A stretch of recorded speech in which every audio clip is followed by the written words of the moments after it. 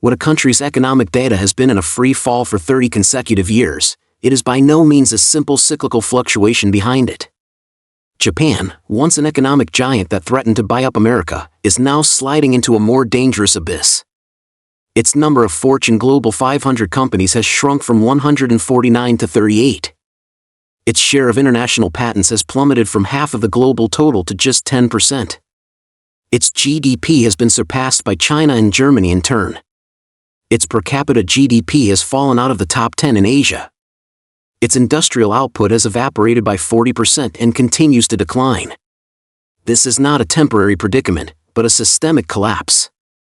The decline of Japan's economy is not accidental. It is the total outbreak of multiple structural contradictions and an institutional terminal illness. In the 1980s, Japan created an economic miracle relying on export-oriented manufacturing and a bank-dominated financing model. However, the fatal flaws of this model were fully exposed after the bubble burst. While China is making rapid progress in new energy, semiconductors, and 5G, Japan is still obsessed with traditional advantageous industries such as automobiles and electronics. The three pillars supporting Japan's economy, automobiles, electronics, and precision manufacturing, are now collectively in crisis. Automakers like Toyota and Honda have been slow in their transition to new energy. Their global share of electric vehicle sales in 2023 was less than 5%, far lower than BYD's 31%. Electronics giants such as Sony and Panasonic have been squeezed by Chinese and South Korean companies in the chip and display screen sectors. The once glorious aura of Made in Japan has faded significantly. What is even more fatal is that Japan is almost completely absent from the emerging industry track.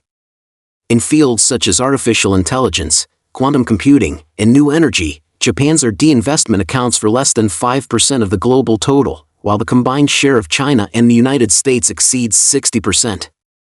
In the 2023 Global Unicorn Enterprise list, only 3 Japanese companies were shortlisted, compared with 316 from China and 666 from the United States.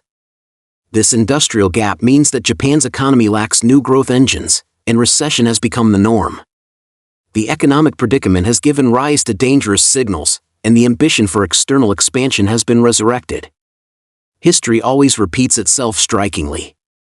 In the 1930s, Japan's economic crisis directly ignited the flames of foreign aggression. Now, against the backdrop of continued economic downturn, signs of Japanese militarism have reappeared. In 2023, its military budget exceeded 2% of GDP, reaching a new high since World War II. It has revised the peace constitution, established electronic warfare units, and signed new military cooperation agreements with the United States. A series of actions have led to the relaxation of military restrictions. Against the backdrop of intensified Sino-US games, Japan is trying to cling to the United States and shift domestic contradictions through military expansion.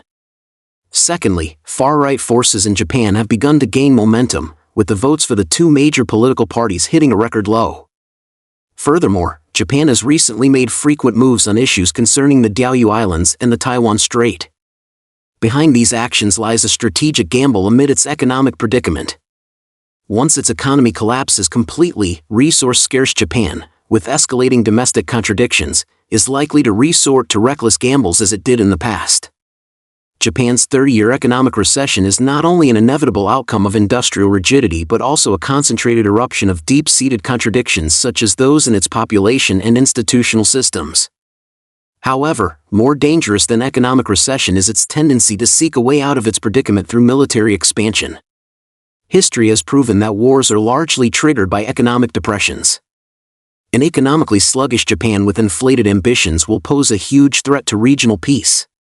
What the world needs to be vigilant about today is not just the decline of Japan's economy, but also the possible war dagger it might wield in the process of its downfall.